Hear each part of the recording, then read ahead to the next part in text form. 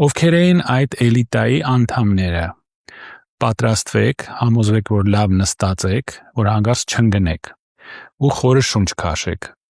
Միացյալ Նահանգների նախկին նախագահ Բիլ Կլինտոնը, որի համար երևի Մոնիկա Լևինսկին հերիք չէր,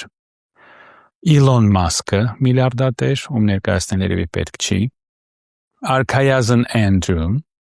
Անգլիայի արքայազն, Prince Andrew, նախկին արքայազն Էնդրյուն,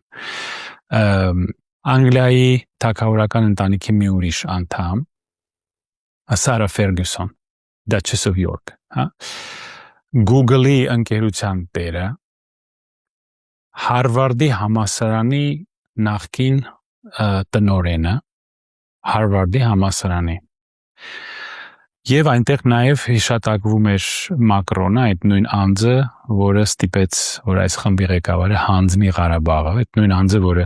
Շարլ Ազնավուրի երգեր էր երգում, արտասվելով, հայերենով գրառումներ էր անում, ասում էր, որ մենք հայերի կողքն են, եւ հետո վրեժ խնդիր եղավ Պուտինից վրեժ խնդիր լինելու համար, Աֆրիկայից վռնդվելու համար, մեր հաշվին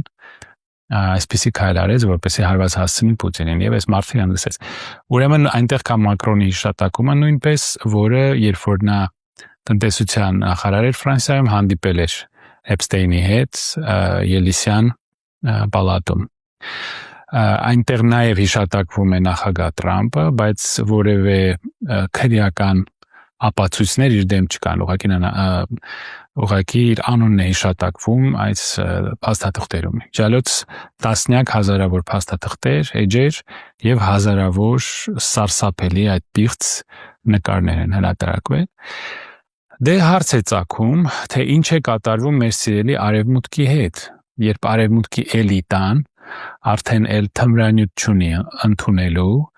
երևի էլ նոր պատերազմ չի կարողանում մտածել, էլ ինչ նոր պատերազմ սկսեն, որ միլիարդներ աշխատեն, էլ ինչ թմրանյութ փորձեն, էլ ինչ պիղծ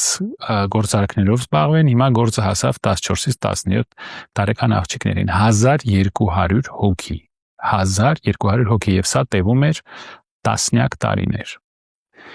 Հարց է ծագում, թե ինչ եղավ մեր արևմուտքի հետ, ինչ վիճակի հասան արևմուտքի էլիտաները, որոնք ամբողջ աշխարհին շատ սիրում են դասեր տալ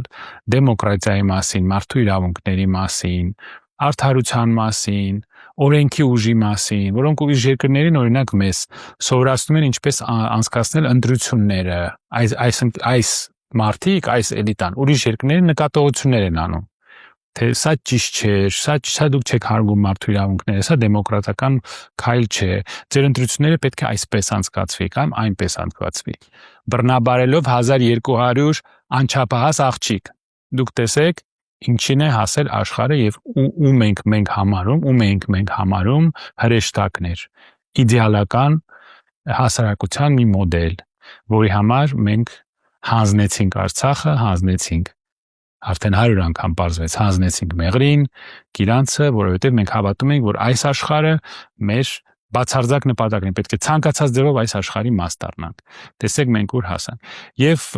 ժողովրդական լեզվով ասած գրազ եմ գալիս, որ այս մարդկանց, այս գրանտակերներին, այս բոլոր կանալներին, բոլոր ոչ կառավարական կազմակերպությունները, որոնք դոլարներով ու եվրոներով են սնվում, իրենց երևի հրաման չի տրվի սրա մասին խոսել եւ նրանք երևի սրա մասին չեն խոսի եւ չեն քննադատի, բայց կքննադատեն ուրիշ երկրները, որոնց համար նրանք վճարվում են։